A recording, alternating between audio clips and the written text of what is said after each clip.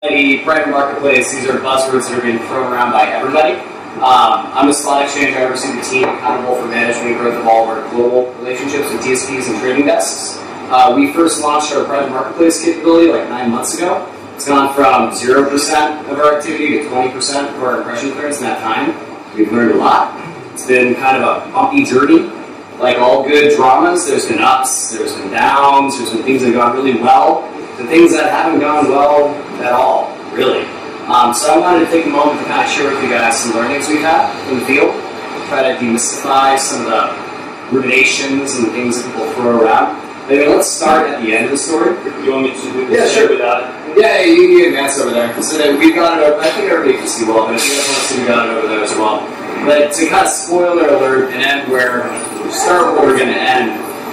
At the end of the day, what are we all trying to do? We're all vendors. I think there's some agencies, it'd be great to get more agencies and maybe even some media companies involved in the meetup. But we're trying to affect some sort of change in a consumer by creating an experience between that consumer and the brand, right? Are we good at that? I mean, really, like, are we able to really do that effectively? No, I don't think that we are. I don't think we're doing it as well as we could do. You know why? If we look at, and I'm going to focus this on online video because SpotX is an online video company, and unfortunately I'm going to talk about stats that are really focused on the US market, but I think the trends are going to hold true in Australia as well. But if you look at e-marketer stats, say 31 hours per week people are consuming TV content, 20 hours per week on online video.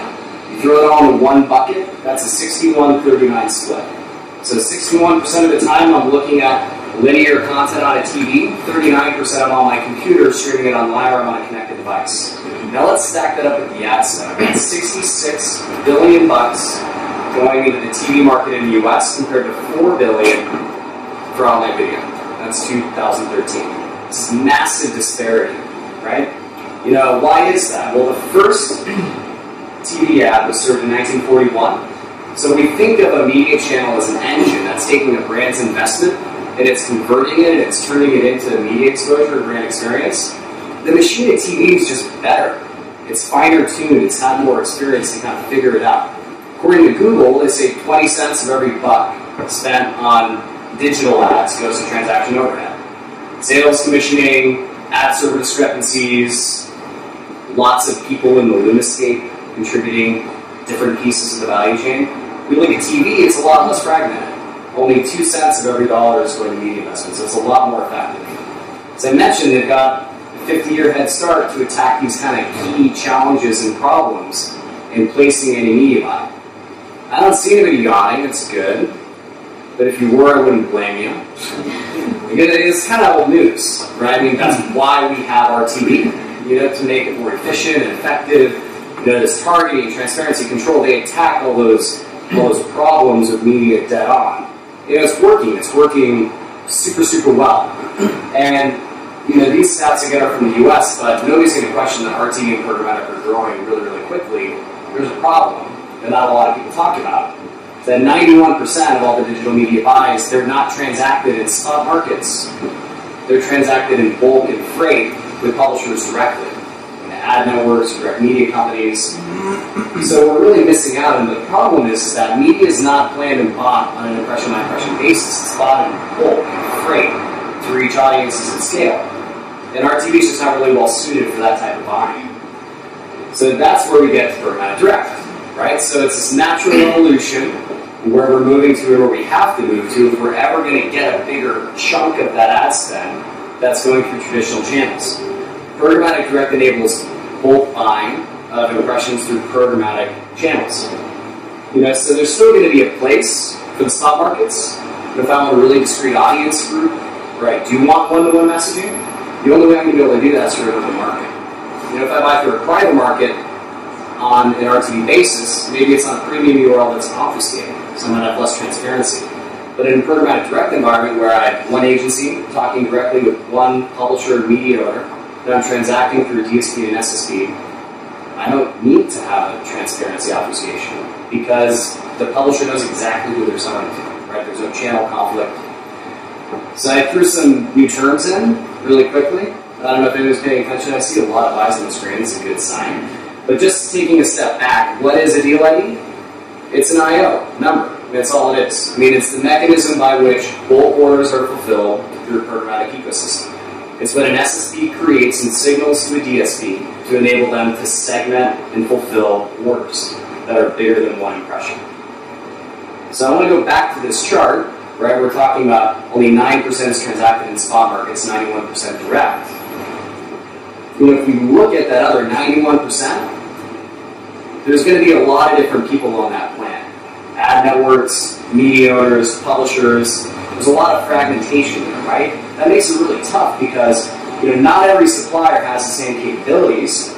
All those suppliers have discrete cookie spaces, so I'm going to have duplicated reach. I'm not going to have uniform capabilities from a targeting perspective. It makes it really tough to kind of do apples-to-apples comparisons and really see what's going on with my brand investment. So when we move to this programmatic direct model and I take all those budgets, all those 91 other dollars, and I consolidate them to one platform, I can unify my media plan. And I can frequency count across everybody, I can get insights across my entire plan, and we activate all those other dollars within a programmatically enabled platform, even though it's being transacted on both, so we can effectively plan against it. Anybody want to call bullshit? I mean, what's the difference between this and ad serving? I mean, really, can I just make an ad tag in my DSP and have it act like a core ad server? And I've got lots and lots of different deal IDs. I got lots of targeting tactics, and I have frequent flyers and active people, aliens. That just got plans or that demographic target. I mean, it's a fair question, but deal ID is better than tags. I mean, that's it. There's a variety of reasons why. If you look at the sell side and the buy side. On the sell side, in video, we talk to publishers that have 8 to 10 second latency chains. To call one ad hour, wait, you don't have an ad. You call the next hour, wait, go do another tag. So that's a terrible user experience. I mean, I'm going there and I'm watching all this video content. I'm going to abandon as a publisher. I'm not going to be able to monetize future views against that user. I also could break. I mean, any one of those tags might fail to serve an ad, and my platform may or may not be able to throw another ad in there. Maybe my content doesn't even load, right? Now on the buy side, if I'm buying at a dynamic CPM, I don't want to pay $10 for every impression. I want to be second price down. Now I need to log into the publisher's environment to get reporting every single day. Anybody in apps? Anybody log into partner UIs? Ever? It sucks. It'd be a lot better if I could go into my one buying platform and be able to figure out the clearance price and my media budget in one place. The other thing is that you kind of have to care about what the people selling you inventory value if you want to buy that inventory. So we got to kind of meet in the middle, the sell side, and listen to their problems around latency and user experience if we want to buy premium inventory, catch-up TV, any of the stuff that's not programmatically enabled today. Now on both sides of the value chain, we get a lot more transparency. I mean, the best ad servers out there might be able to dynamically take an IP address, maybe user ID, if they're really lucky, referring URL. We signal 24 different targeting parameters in our ad calls to DSPs. So if I'm a buyer, if I'm an agency, if I'm a brand, I'm going to be able to detail my investment a whole lot better in a programmatically enabled environment than through legacy ad serving.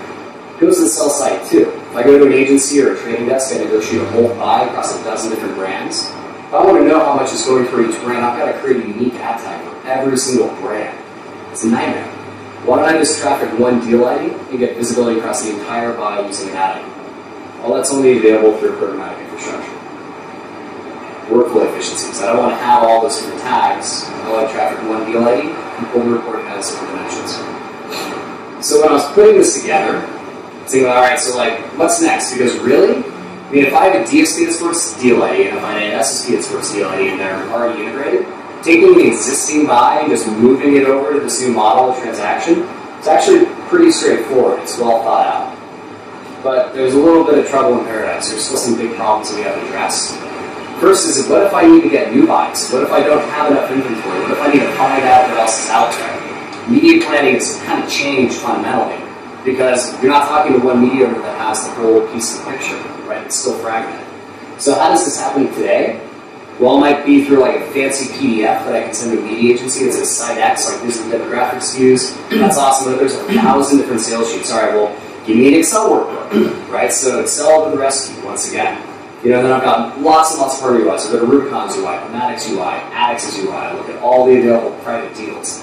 Where it needs to get to is I go to turn medium at videology.tv, I go to one buy-side interface, and I can see the entire universe of spot market inventory and private market inventory. I can play effectively in one place, and I can look at all my historical campaign performance. I can overlay it to what's available. So it sounds pretty fancy. How does that happen? It's APIs.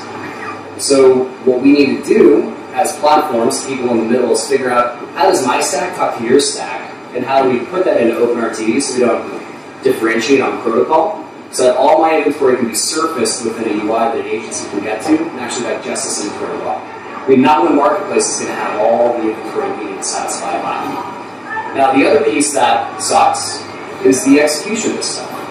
Now, you got all these different deals. The negotiation and the actual trafficking of deals has to be replicated. Because today, it's set up through an offline negotiation, maybe like a 3-martini lunch, and then we have a lot of Excel spreadsheets again. Here's my deal, here's the settings, here's the parameters. You go and you set it up in your system. There's only one thing that we're going to have to do in the future. That's it. We just drink. Without teasing, we actually have to earn paychecks. But the negotiation should be handled with advanced UI. I mean, if I see this inventory package, I click a button, I like that, it goes to the supplier. Oh, that's not enough. I need $12. I click a button, that pushes back to the DSP, I log in. I get like a blinking notification that this negotiation has been returned to me. I hit approve, it just begins delivery once the supplier approves it. So a deal is trafficked one time in the sell-side UI, and it's synced to buy-side UI. So you have this seamless activation of inventory.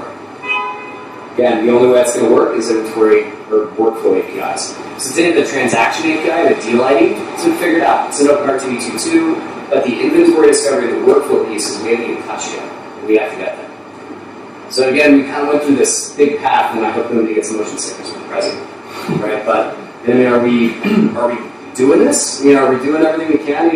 Are we at a better place to affect change with consumers? I do think that we're starting to get there. Right? We're finally getting to the point where we can enable remote buying. There's a whole lot more work